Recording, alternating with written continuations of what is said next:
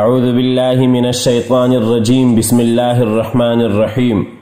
ناظرین کرام، اگرچہ اس کہانی کا آغاز UAE کے اسرائیل کو تسلیم کرنے کے ساتھ ہی ہو گیا تھا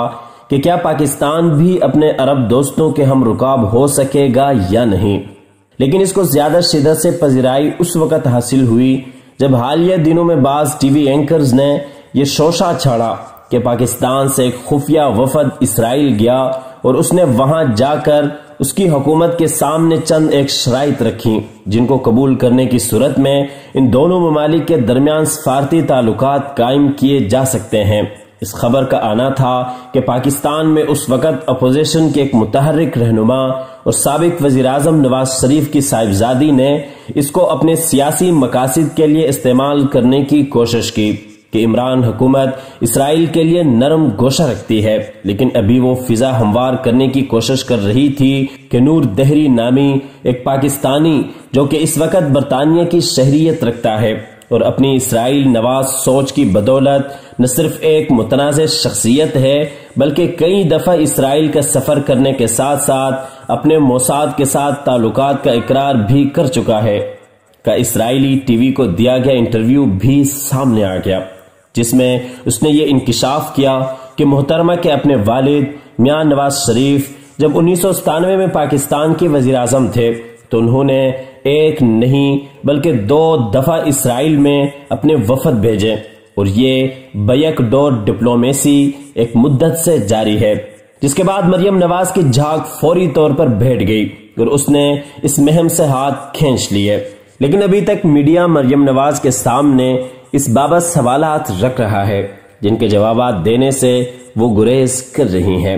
ناظرین اکرام، میں ہوں محمود الحسن ترین اور آپ دیکھ رہے ہیں یوٹیوب کے ہمارے اس چینل حزب خیال کو، جس کے خیال کے مطابق اگرچہ اس انٹرویو کے بعد مریم کے غبارے سے تو ہوا نکل گئی لیکن اس کے ساتھ کئی اور چہروں سے نقاب بھی اتر چکی ہے، مگر کیسے؟ اس سے قبل حسب دستور ہماری درخواست ہے کہ ویڈیو کو لائک کرنے کے ساتھ ساتھ اسے اپنے دوستوں کے ساتھ شیئر بھی کر دیں تاکہ ان اجلے چہروں کے پیچھے پاکستان اور اسلام دشمن چھپے ہوئے کردار بھی سب کے سامنے آ سکیں۔ معزز خواتین و حضرات،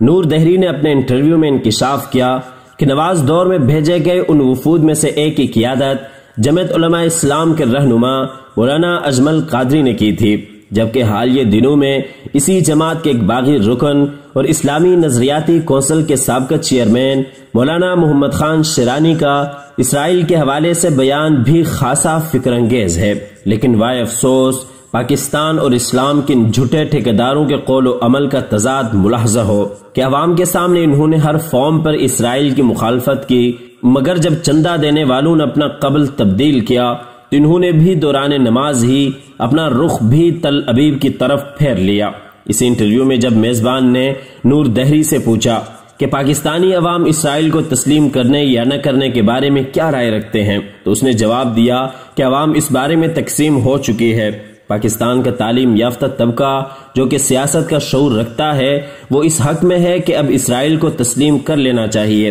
جو کہ دیگر فوائد کے ساتھ ساتھ خطے اور عالمی امن کے لیے ایک مثبت قدم ہوگا، جبکہ وہ طبقہ جس کو ان پڑھ کہا جا سکتا ہے وہ آج بھی ماضی میں جی رہا ہے، اور یہی وجہ ہے کہ پاکستان کی حکومت اس طبقے کی جانب سے شدید دباؤ کا شکار ہے۔ معزز ناظرین گرامی، حالیہ ایام ہی اس بات پر گواہی دیتے بھی ملتے ہیں کہ عرب دنیا کے شرمناک اقدام کے بعد پاکستان میں بھی کئی ایسے ابن الوقت دانشور سامنے آ رہے ہیں جنہوں نے اب کھل کر نہ صرف اپنے ملک میں ان خیالات کا اظہار کرنا شروع کر دیا ہے کہ تاریخ کے اس موڑ پر اب اس صہیونی ریاست کو تسلیم کرنے میں کوئی مذائقہ نہیں، بلکہ ان میں سے بعض اب اسرائیل کی ٹی وی سکرین پر بھی اپنے ان بدبودار خیالات کا اظہار کر رہے ہیں جو کہ نہ صرف فکر قائد کے خلاف ہے بلکہ پاکستان کی بنیادی اساس سے بھی مطابقت نہیں رکھتے۔ ہم یہ بات وثوق کے ساتھ نہیں کہہ سکتے کہ کیا عمران خان نے